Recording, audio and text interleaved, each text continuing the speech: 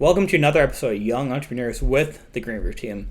My name is Nelson Fernandez, and today we have Kate Held. Hi, everyone. So, Kate, would you like to tell the audience a bit about yourself?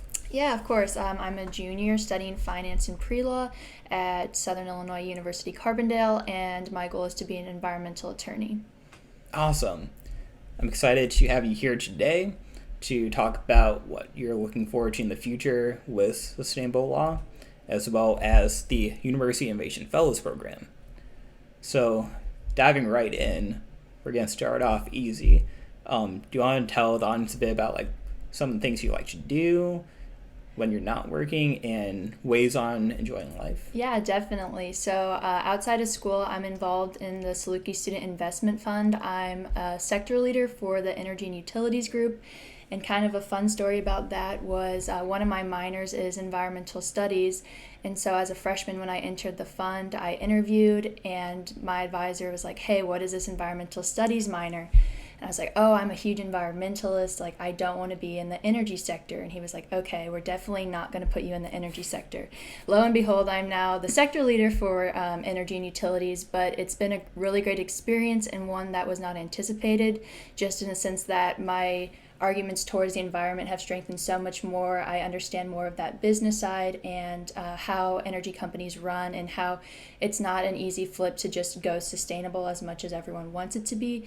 But it's cool to see how much effort's been into there, especially with ESG, which is this new standard. It's called environmental social governance, and how that's interplaying with renewable companies. And so in the fund right now, we're switching out an oil-based company for a solar-based company called First Solar, which is really exciting.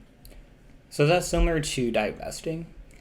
In a sense, yeah, I guess you could say, because you're divesting from oil. But yeah. Nice. Mm-hmm. So outside of clubs too, what do you like about the Carmody Area? One of the big reasons I came to SIU compared to other schools was the fact that it's housed in the Shawnee National Forest. So right now it's a little cold to go outside, but I love to hike and explore different areas. I love to go cliff jumping. That was kind of one of the first things I did here. This last semester I went to Piney Creek for the first time, where they have hieroglyphics. So that was really cool to see these Native American designs on something so close to where I live. So that was pretty cool. I actually never heard about that. Yeah, it's 30 minutes from here. It's really, really pretty. So I really liked it. Nice. Yeah. I know that's one of the reasons I chose Carmody too, was just not being in typical farmland Illinois, but being able to go out hiking, see everything. It's nice. It's peaceful. No, yeah, definitely. I grew up in Springfield, Illinois, which is flat and a lot of corn. So anytime I see a rock that's above 30 foot, I'm like, oh my gosh, this is so cool. And I kind of just nerd out. But nice. Mm-hmm. So, being from Springfield, is that how you got into the law track? I think it did have undertones of it that I didn't realize. So obviously Springfield houses the state capitol, and that's where all the politicians from Springfield go. And I think it's also just kind of an interesting melting pot of people, in the sense that it kind of has this political intermixing of people, because Springfield itself is very blue, whereas the surrounding communities that depend on Springfield are more so red. And that especially exposed itself during COVID, and kind of how Springfield had to figure itself out and find that balance between these two opposing parties. Sweet. Yeah. Okay. So what I'm hearing about is you're into sustainability, tab it on the political side, and definitely on the environmental side with nature and just being connected to it. Definitely. So I know one main chunk of what this episode is all about is the University Innovation Fellows Program. So how did you get connected there? I got connected to the University Innovation Fellows by the one and only Nelson. I met Nelson in his first year of the Green Roof Project, and I think I saw your announcement in the Honors 411. I said, hey, this looks like a cool project. This seems like a cool dude, and I just kind of showed up. And it was really cool to see the design thinking workshop. I had never really done one of those before. And it was really cool too, just coming as a business pre-law major. I was not a typical engineer. I didn't really know anyone in that group, and so they were still so welcoming, and they welcomed my perspective because I didn't come from that engineering forestry dynamic. And so ever since then, Nelson and I have been super close, and he really encouraged me to apply for UIF, and I became part of the 2021 cohort. Wonderful. And we actually mentioned that same workshop on a few episodes in the past. I believe with Zach, Jacob, and Gustavo. And I think on that day you actually worked with Gustavo and Jacob. Yep, Treesus. Do you remember from back there what you did and how it made you feel? I remember we got into separate groups. We kind of defined problems that we saw with the green roof. And again, this was in like the very beginning stages. And we broke into groups on what we kind of wanted to address the quickest. And based on that, we brainstormed, wrote it up on Post-it notes, and then presented to the rest of the group what we thought. And then they kind of bounced their ideas off of us. And I remember it just being very open. We had people who had their PhD, and then we had me, a freshman, and it just kind of felt like we were all on the same playing field and that everyone's ideas were valued. Most definitely. I know in that workshop we had Tom Hovacker, and I remember Dr. Parks was there too. Yes, Logan Park. I remember his first name, couldn't remember his second. Yeah. But yeah, no, when they were tackling one of the problems too, they just had it from a much different perspective, being in academia for so long. Yeah. Dr. Hovacker, he actually retired recently. Came to a surprise to me. Yeah. Yeah, but it was a great time. I know you enjoyed it. Teresa did, Gustavo, so many others. Yeah, it was a great experience.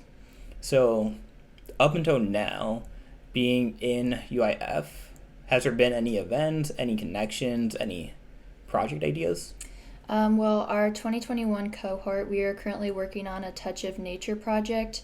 And so kind of going through the first 6 weeks of UIF, where they really challenge you to identify gaps in your campus and where you could allocate more resources. So we immediately thought of Touch of Nature. We thought this is a hidden gem that more people need to know about.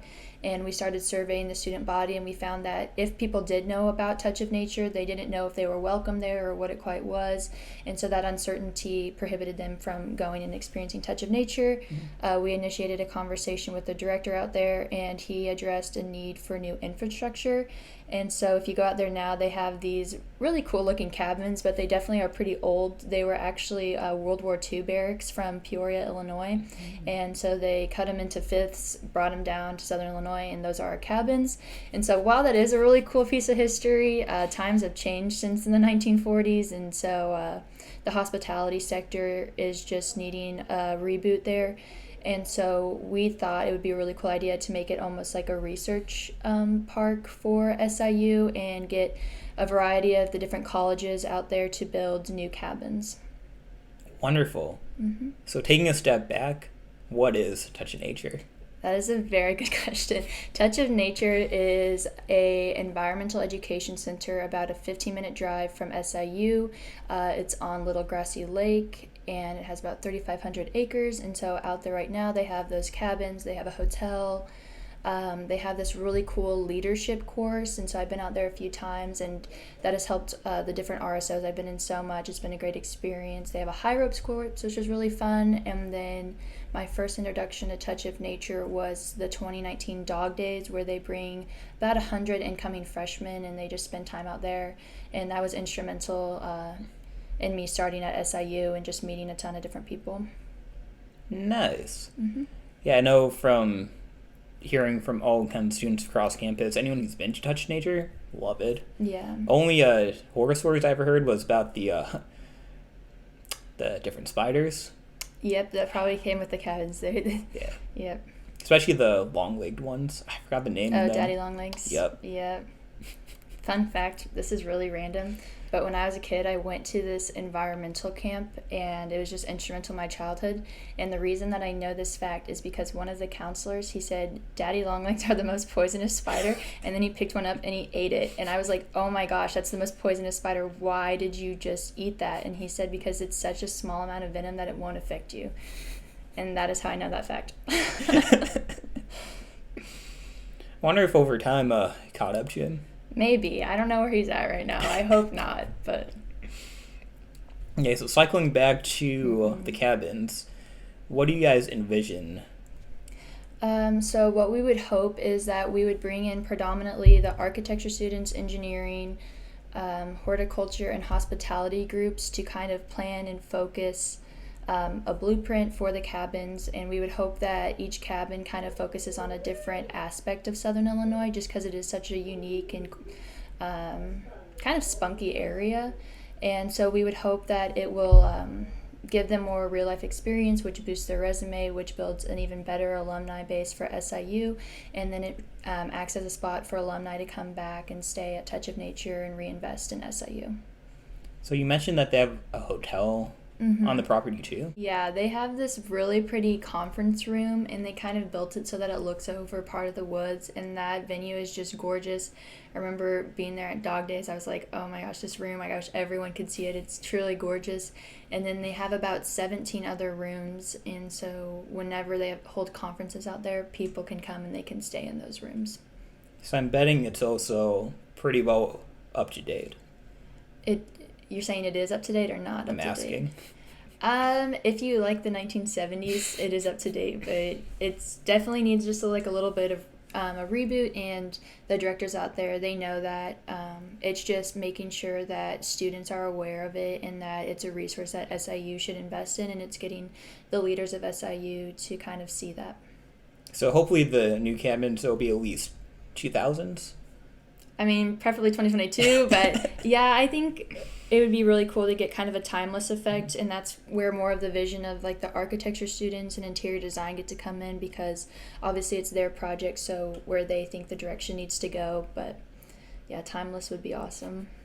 That's actually wonderful. Like, you're focused on not doing the actual work, but setting it up so then other students can have that opportunity. Yeah, definitely. Because it would be really cool if I could design a cabin, but if I go to apply for a law school and I design a cabin, they're like, okay, that's awesome. Why? Whereas it would just be so much more of a bonus for someone who's actually in that discipline. And also, they know so much more than I could ever know. So I could probably make a cool project, but they could make something truly memorable and awesome. Okay. So in the grand scheme of sustainability, are you focused mainly on the environmental side or the social side as well? Because hearing about the project, I'm seeing it tackles both sides. Yeah, definitely. So something that our group really tried to focus on is the triple bottom line. And the triple bottom line, it tries to account for people, profits, and the planet. And so the way we hit the planet is we want to help people design these energy efficient cabins that are just kind of a new wave of sustainability. I've seen a real life example of this in Lincoln, Nebraska. They have this place called Lead Lodge, and it's this huge hotel venue, and this was like in 2009, so I'm sure they've come really far since then, but it was just like the sustainable hotel. And I feel like a lot of time when people think about energy efficient and sustainability, they think, oh, I have to make a sacrifice, oh, it's not going to be luxurious, but they designed it in such a way that it was almost more luxurious because you were using those resources more efficiently, and it was just a great experience. I really enjoyed it. And then we want to account for people, because one of the reasons we felt so strongly about Touch of Nature, and as you mentioned earlier today, was that when people go out there, they love it. It becomes part of their story. A lot of times I talk to alumni and I say, hey, have you heard about Touch of Nature? And they go, oh my gosh, like I went swimming out there, or I met my husband out there. We've been married for 40 years. And so you just hear it part of that story, and people just have a reason to grasp onto that. And so when they think about, oh, I need to protect our planet, they can envision that planet that they're protecting, the little grassy lake, the trees out there. And then finally we have profits, because we hope for it to be a revenue source for SIU, so that Touch of Nature could almost have its like own independency. Obviously it's still related to the campus and everything like that, but that they would be in the green. But they're also a auxiliary, so they're handling their own finances? In a way, it's honestly a really interesting kind of connection point, because they are under the university, but they're also state governed, and then they're federally governed. So there's a lot of, I don't know. It's beyond me. That's something the directors know. A lot of moving parts. Yes, definitely. Cool. So going back to the triple bottom line, have you read up on the relatively new models where instead of having the direct finance, you have more of a people's category that combines in the cultural aspect also? I have not. I think just from a business perspective, it is pretty like profit driven, but do you want to elaborate on that? Yeah, so from what I do know, Mm-hmm. you still have the environmental side, and then you have a new category called people, where you focus on, I believe, the social side and the economic side into one. That way you have a less focus on the economic side, and then you have a new category focused on more of the cultural side of people. Okay. So ensuring that traditions are kept up and not mainly focus on the people as individuals, then the people's category, the social category being more focused on social justice and equality. Okay. Nice. And that's your lesson for the day. Okay. So connecting it all back to UIF, Mm-hmm. how are you using skills from there to go about the project? This was something that Nelson and I kind of talked about before starting the podcast, but it's just kind of when you do these projects, you're going to run into bumps. You're going to get bruised a little bit. Just like in the training, that would happen to us quite frequently where we would say, okay, we think students are going to respond this way, and then they respond a different way, and we're like, okay, we have to change our approach. We kind of have to put in that more effort, and that's kind of what's happening to us right now in the grand project where we hit bumps. Sometimes people say, no, I don't want to be involved, and we really thought they were going to be a key stakeholder. Or we get people who are like, I really want to be involved, but this has to be part of the project. And so we're constantly just redefining what our project is and getting as many people involved as we can. Awesome. And stakeholder engagement is quite crucial in any project. Yes, definitely. So you said the word redefine, and that reminds me of a word that's key in design thinking, and it's called reframing. Mm-hmm. So have you heard what that term means? Just a little bit. Would you like to define it?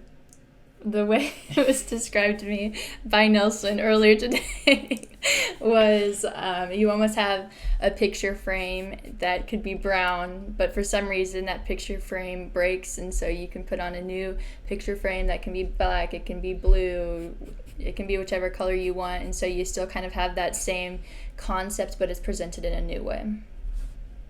Did that do you justice? It does. Okay, good. Yeah, I like how you added all the different colors too. Yes, blue's my favorite, so.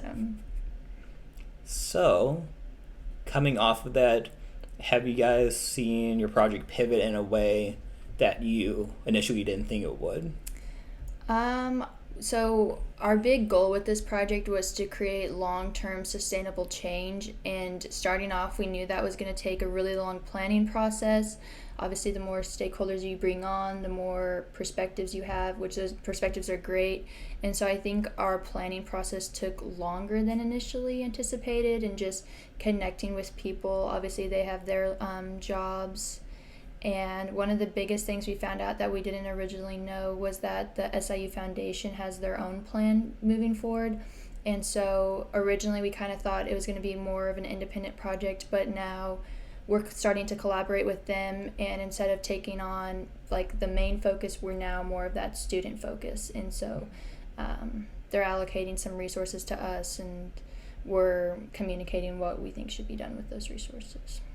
Awesome. So you guys found the inside tracks, you found who the key stakeholders are, and you're finding ways on planning out all the details so you can see your vision fulfilled, but then also others. Mm-hmm.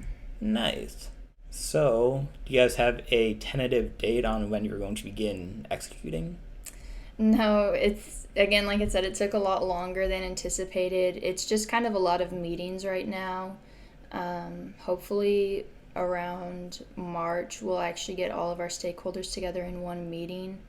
And I think that's when we'll really start hitting the groundbreaking. I don't think within my graduation time a cabin will be built, but I think the setup for the program will be able to be built by then and hopefully carried off, because we do have stakeholders that are not undergraduates, and so their jobs are here, their lives are here, and so they'll probably be able to see it more through than we will be able to. That is a great transition, because the point I was trying to get across was the importance of planning and seeing where it goes long term. Yeah. So do you feel having all these meetings and taking more time on the planning phase will help execution, or would you rather Definitely. just... Okay, I'm cool. definitely a very results oriented person, and I think just like even within our culture, we're very instant gratification. And so with this project and with UIF, it's really like pulling me in a different direction to be better than that and to really make that sustainable long-term change and not just make something that's really quick and then fades away within a few years. So being able to go about this large project in a small team, are there any specific classes that helped you get to the stage? Maybe more on the finance side or sustainability side? Yeah, definitely. One of the most influential classes I had was actually in my freshman year. It was an honors class called Forest and Humans. And just growing up, I was always in the same town, so you kind of just have the same perspective, and all of a sudden I moved to this new town in this new area, and just my perception of the environmental movement was just blown to pieces in a sense. Growing up, I always had a good relationship with business. I never thought of them as the enemy. I thought there were definitely times where business exploited the environment, and I was like, okay, how do we prevent that? And so coming into that class, we went to this meeting called the Convergence, and all of a sudden these people were like, business is the end, we need to get rid of it. And I just had never seen that side of the environmental movement, and I was like, whoa, hold up, what? This is crazy.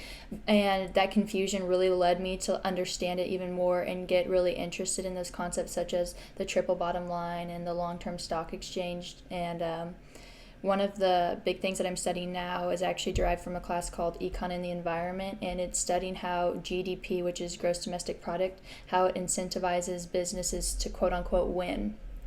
And so studying it, obviously I'm still an undergrad, so there's probably aspects of it that I just don't understand, but there's just a lot of loopholes within it.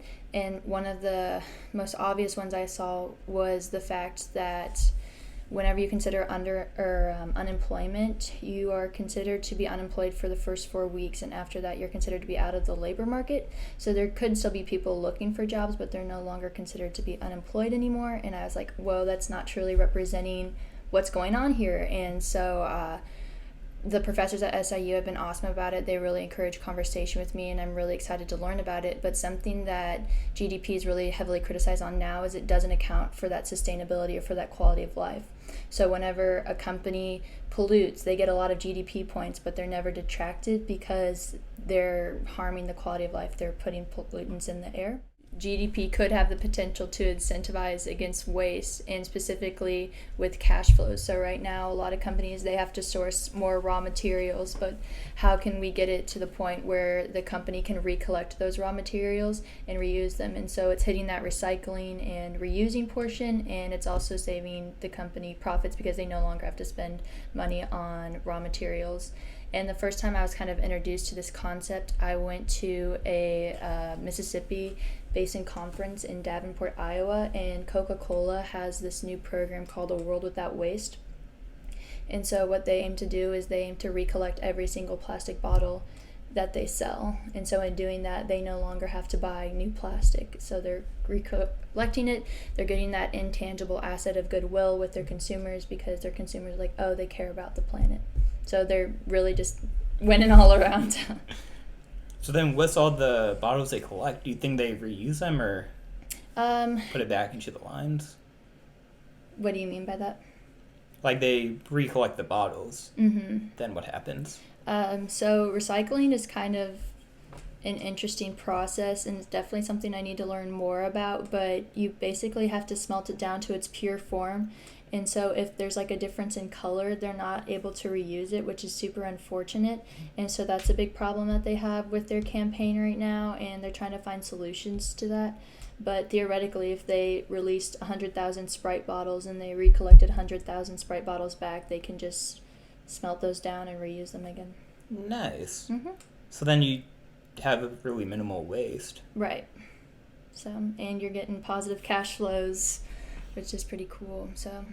So then connecting back to lessons learned and being applied, were there any lessons you saw in other projects on campus or any other clubs or sports that you are taking from? Yeah, definitely. So I play women's soccer here at the Division I level, and that is a program that has truly taught me perseverance, just because even last week, it's January, it's 6 a.m, and we're outside running, and there's snow blowing in our face, and then somehow the lights turned off and we couldn't get them back on, so I'm out in the pitch black running, and it's just so easy to become frustrated with the people around you. You know, your body's tired, you've just been running a ton, and it's really easy to just like snip on people.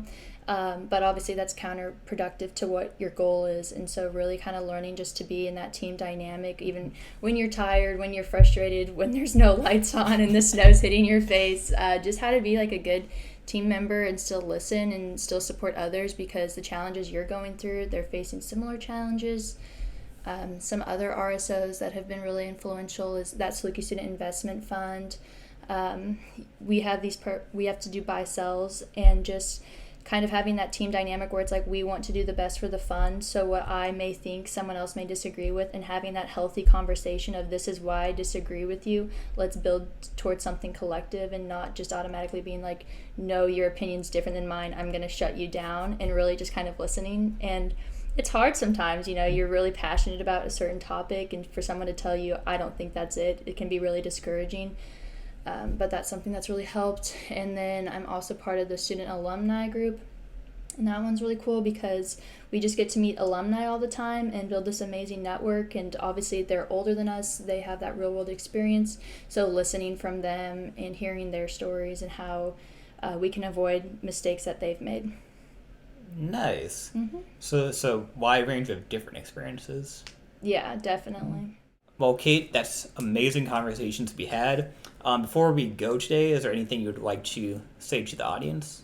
I'd just like to say thank you for tuning in, guys. This is a really cool podcast. So I'm glad you guys are listening and getting to know more about UIF and SIU. And with that, we conclude another episode of Young Entrepreneurs with the Green Roof Team. Remember, folks, stay sustainable.